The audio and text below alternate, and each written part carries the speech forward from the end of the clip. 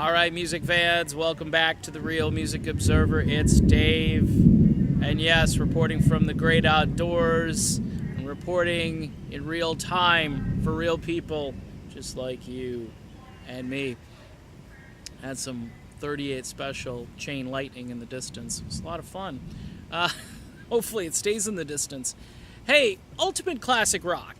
I get you guys. You guys are rock purists. You do this whole article about how Rod Stewart is so divisive with his song, Do You Think I'm Sexy? Like that was the end of Rod Stewart's career because he released it. And they do this article. Well, you know, Rod Stewart is now re-releasing and putting it on some Jonas Brothers thing, and they're going to record it, and it's a new version, and he's trying to make some money. He's 72 years old. A bunch of people saw him up the road near Orlando, I think the Hard Rock or something like that. He played a couple months ago, maybe less than that, maybe like a month ago, and everybody said he was fantastic. The thing is, I'm kind of over the disco sucks era, and here's why. Remember the late Glenn Frey was talking about Donna Summer and saying how, you know, as time went on, we realized compared to the crap that's coming out now, that disco was actually a fairly interesting, viable kind of medium.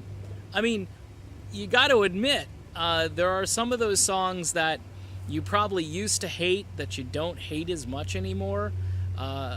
Those songs are singable, they're obviously danceable, and lyrically they might be fun. I mean, it has the spirit of rock and roll, even though it's just basically an extension of R&B. That's what it was. And, you know, compared to the computer-generated just sound, like random computer sound type stuff, and, you know, all this pitch control and voice augmentation stuff that goes on now. I mean, Donna Summer had to sing. Rod Stewart had to sing. These people actually had to kind of sing and create, and there were guitar players, and there were drummers, and there were bass players, and there were keyboard players. This was all real organic music. So when you look back at the disco era Ultimate Classic Rock, I don't think this tune, which was Rod Stewart's biggest hit ever, seriously, it was his biggest charting hit. I don't think it ruined his career at all. I think he dabbled in that. I think he came back the following year and had a different style album.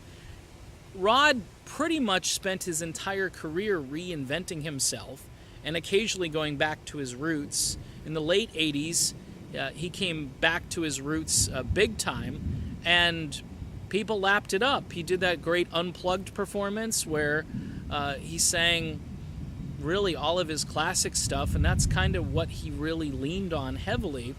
But the song itself didn't ruin his career. It's just weird how, you know, these rock purists come out and they say these goofy things as if to say we're all still wearing t-shirts that say disco sucks. I mean, that lasted like a year or two in high school, and then we were like, okay, it was time to move on to college and then grow up, and then after you look back, you say to yourself, like Glenn Frey did, that maybe those old disco songs really aren't as bad as we once thought they were. Hey, it's not my music genre of choice, but it's certainly nothing that I necessarily just turn off as quickly as I start hearing it. There's a lot worse than disco, and it's probably playing at a radio station near you right now. I'm Dave, and this is the Real Music Observer, and I'll be back observing real music again in real time for real people just like you and me. Talk to you then.